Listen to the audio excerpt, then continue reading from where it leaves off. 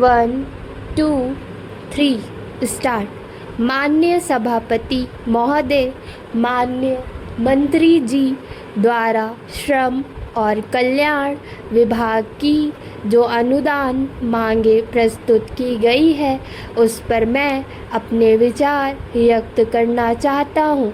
उसमें मैं केवल कल्याण विभाग पर ही अपना अधिक ध्यान दूंगा, खासकर उस आदिवासी उपयोजना क्षेत्र में जहां पर काफ़ी कल्याण योजनाएं चलाई जा रही है। उन योजनाओं में जैसा कि माननीय मंत्री जी ने बताया, अब तक आदिवासी योजनाओं में लगभग 16,000 करोड़ रुपए खर्च किए गए हैं। यदि उस खर्च के अनुसार देखा जाए तो उसका कोई संतोषजनक परिणाम नहीं दिखता है। यह सही है कि जो योजनाएं जिन समाज के लोगों के विकास के लिए बनाई गई है उस योजना को पूरी तरह से समझने के लिए, पूरी तरह से जानने के लिए उनमें शिक्षा की कमी थी। शिक्षा की इस कमी को दूर करने के लिए कौन सी योजनाएं लाभदायक होंगी इसकी तरफ आपने कोई ध्यान नहीं दिया, और जो योजनाएं बनी भी उन योजनाओं के बीच में भी बिचौलियों ने ही रुकावट डाली और इन योजनाओं में जिस ढंग से लाभ मिलना चाहिए था उस ढंग से इसमें लाभ नहीं मिल पाया। आज सबसे ज़रूरी बात यह है कि शिक्षा को हम अधिक से अधिक कारगर सिद्ध करें, और यदि शिक्षा को आगे बढ़ाया जाएगा तभी ये योजनाएं या स्कीमें आगे बढ़ेंगी और लोगों के लिए लाभप्रद सिद्ध होगी। नहीं तो यह योजनाएं सिर्फ कागज़ में ही दर्ज होंगी और इसका लाभ जनता को नहीं मिल सकेगा। इसमें करोड़ों करोड़ रुपया खर्च होगा लेकिन वह क्षेत्र वैसे का वैसा ही रहेगा जैसा कि आज है। इसलिए यह ज़रूरी है कि शिक्षा के ऊपर भी विशेष रूप से ध्यान दिया जाए। आज शिक्षा की तरफ इस आंगनबाड़ी को शुरू कर दिया है।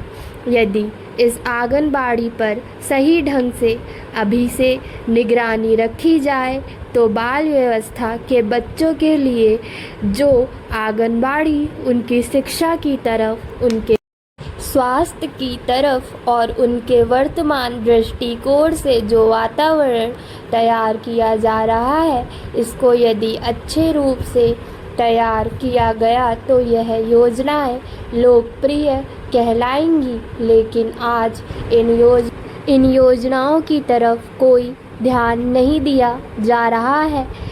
शासन में जो योजनाएं चल भी रही है उससे जो संबंधित अधिकारी और अन्य लोग हैं वह भी इन योजनाओं को सही ढंग से नहीं चला रहे हैं।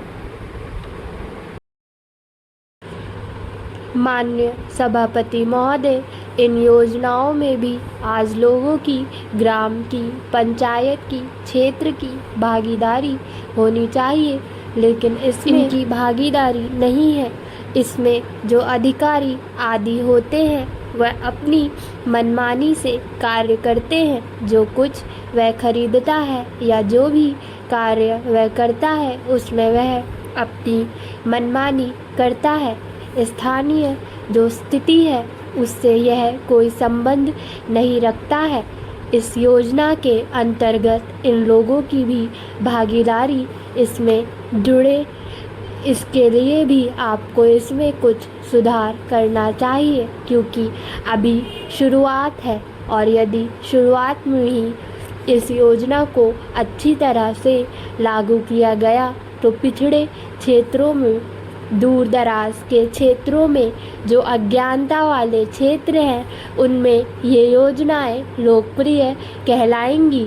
शिक्षा के लिए आज जगह जगह पर स्कूल और कॉलेज खोले गए हैं, लेकिन उसमें जो गुणवत्ता होनी चाहिए वह वहाँ नहीं है। स्कूल और कॉलेज खोले गए हैं, लेकिन जहाँ स्कूल है वहाँ बच्चे नहीं आ रहे हैं, और जहाँ बच्चे हैं वहाँ पर तो स्कूल का पता ही नहीं है। वहाँ पर बच्चे झाड़ के नीचे या पेड़ों के नीचे पढ़ाई कर रहे हैं।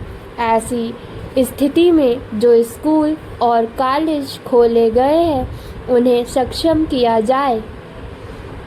बहुत सी जगहों पर बच्चे हैं लेकिन शिक्षक नहीं है, लेक्चरार पढ़ाने के लिए नहीं है, विषय के अनुसार ढांचा नहीं है। बहुत सी जगहें ऐसी हैं जहां पर एक गुरु है और उसके पास 5 कक्षाएं पढ़ाने के लिए है। इस तरह की शिक्षा व्यवस्था में यदि आप सुधार नहीं करते हैं तो जो भी योजनाएं आप इनकी भलाई के लिए बनाएंगे और यह सरकार जो करोड़ों लाखों रुपया इसके लिए खर्च करेगी, उससे जनता को कोई लाभ नहीं पहुंचेगा, नहीं तो आगे भी वही होगा। इसलिए इस समय शिक्षा की तरफ अधिक से अधिक ध्यान दिया जाना चाहिए। इसी तरह से स्वास्थ्य सेवाओं की बात है। आज शहरों में अच्छी स्वास्थ्य सेवाएं उपलब्ध हैं और लोग इसकी सहायता से अच्छी तरह से अपना जीवन निर्वाह कर रहे हैं। बहुत से लोगों को इससे जीविका का साधन भी मिला हुआ है। आज आदिवासी क्षेत्रों में भी लोग अंधविश्वास, देवी देवताओं को छोड़कर आधुनिक स्वास्थ्य सेवाओं की तरफ आकर्षित हो रहे हैं।